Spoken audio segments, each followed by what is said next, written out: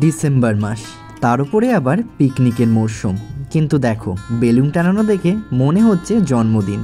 একদমই না বন্ধুরা, আজকে আমরা সব বন্ধুরা মিলে ঠিক করেছি পিকনিক করব।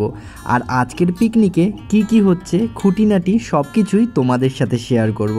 আর তার সাথে আমি Kaushik, welcome to Kaushik Mondal videos. আমার আরেকটি নতুন ভিডিওতে তোমাদের সবাইকে স্বাগত। অনেক দিন আগে থেকেই আমরা ঠিক করেছিলাম পিকনিক করব, কিন্তু কারোর অফিস, কারোর ডিউটি, কারোর আবার ব্যস্ততা, এই সমস্ত কিছু নিয়েই হয়ে উঠছিল না। তাই আজ যখন সবাই ফিরে আছি, ঠিক করলাম আজকেই আমরা পিকনিক করব। সে কারণে পিকনিকের জায়গাটা একটু ডেকোরেশন করে নিচ্ছিলাম বেলুন আর রিবন দিয়ে।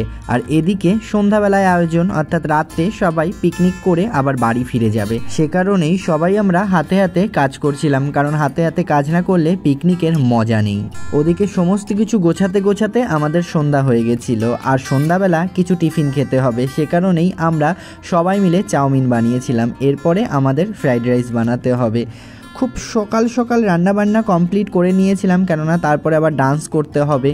আর সবাই যখন এক জায়গা হই, সেই আনন্দটা কিন্তু অফুরন্ত আনন্দ। সবাই মিলে একসাথে কাজ করা, একসাথে এনজয় করা, একসাথে সমস্ত কিছুটাই। প্রথমে বলেছিলাম আমার বাড়ির সামনে চাষের জমিতে লেম্বু বাগান আছে, ওই লেম্বু বাগানে করব, কিন্তু কারোর আর দিনের বেলা সময় হলো না। সে কারণে আমরা রাত্রেই পিকনিকের আয়োজন করেছি।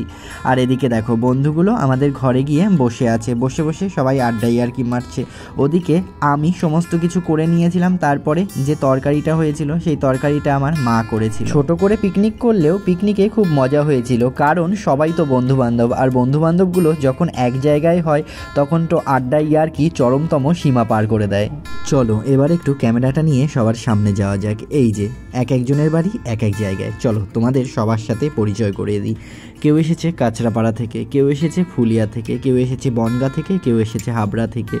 সমস্ত জায়গা থেকেই বন্ধুরা এসেছিল। আর তোমরা তো আমার এই বন্ধুগুলোকে চেনোই, কারণ আমার বাড়ির মনসা পুজোর প্রত্যেকটা ভিডিওতেই এই বন্ধুগুলোকে তোমরা দেখতে পেয়েছো।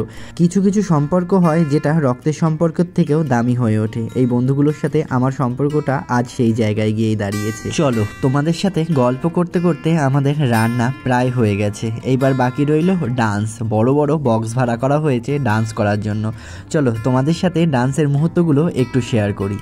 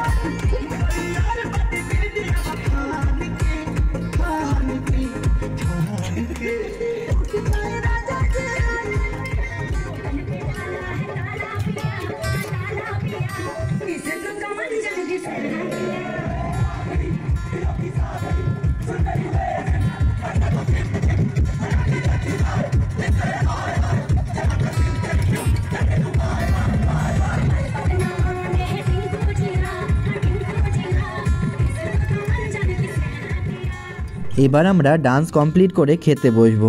ও চলো, তার আগে তোমাদের একটু ডেকোরেশনটা দেখাই রাতে কেমন লাগছে। এভাবেই আমরা বেলুন দিয়ে আর রিবন দিয়ে সাজিয়েছিলাম, তোমরা তো দেখেছোই সাজানোর সময়।